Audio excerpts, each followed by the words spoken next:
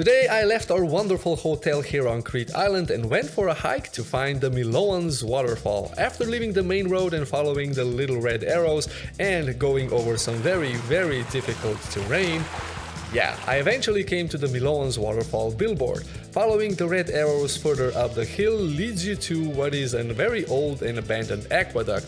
Now I followed the aqueduct all the way to the end, which brought me to this wonderful place, which is the Milonas Waterfall.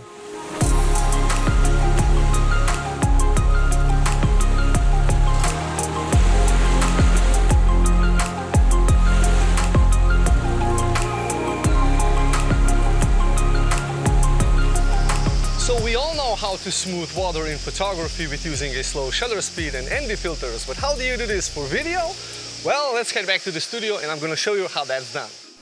So I'm going to do this edit in Davinci Resolve. You can do this pretty much in any video editing software as long as you have tracks, timelines and clips that you can put one on top of the other. And another thing, you really need to be aware as to how you're recording the video if you want this effect to work. So I've basically recorded about 20 seconds just of the waterfall, and then I came into the scene and did this really weird face right over here.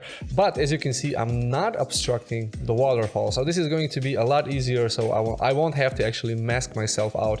If I was standing in front of the waterfall, that would be a little bit difficult, and you will see as we progress. So first I need to separate the waterfall section, so just this section right over here, from the video clip that we'll actually be using, and that's going to be the clip right, me looking, turning around, so somewhere like this. So I'm gonna cut this right over here, delete this part, and this is actually the video that's going to be used in the end. As you can see, the waterfall actually looks pretty much normal as it's supposed to do. But this front video is just showing the waterfall without me in the scene. So what I need to do is put this clip on top of this one. So, and of course I can cut this section away, Control B to cut, or just use this thing over here. And we have basically now the waterfall clip, which we will use only this section of, and then the underlying clip, which we will use just this section off. So basically this part, and this is because I've recorded it in a way where the waterfall is far away from the subject, which is me. Now how do you do this? Well, actually it's very kind of straightforward. This is going to be the underlying waterfall clip, and if I alt click and duplicate this, punch in here about 20% of transparency, so 20%, and offset this clip for about 3 frames, and then repeat this process again, 1, 2, 3, alt, copy this one which already has the 20% opacity, 1, 2, 3. Now you don't need to do this too many times, but if you have a very strong computer, then just go crazy.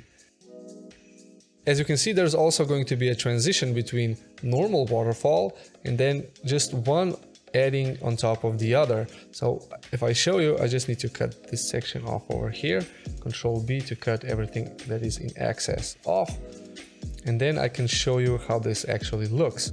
So normal waterfall, and then it starts to smooth out. Now then you should select all of these 20% opacity clips and just find the opacity that really works. I find that 20% works just the best. So if I go to 100, then only the most top clip is being viewed.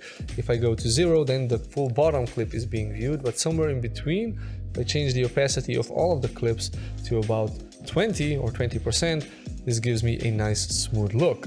Now working with so many clips one on top of the other isn't very practical, so what I'm going to do, I'm actually going to render out this section. This is just the water section, and then use the rendered clip as my waterfall clip. So how you do this? Well, in Davinci Resolve you go to the Deliver tab.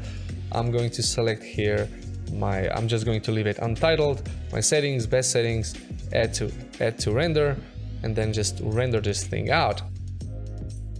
Now once it's rendered out, I need to bring in the untitled clip into my project and then add it to the timeline. Now I can safely delete all of these top clips because these are all rendered out in this one untitled clip that we made. So bring this guy in, and now we have this transition. And as you can see, the playback now is a lot smoother because there is just one video clip that needs to be rendered out for each frame. And the benefit of pre-rendering is that I can now add the motion blur effect. So if you go into your open effects filter and then just go to the motion blur, I can add motion blur onto this clip because it's already pre-rendered out this way. I'm actually going to go with 100% of motion blur. This is going to give me a much nicer look, as you can see right over here.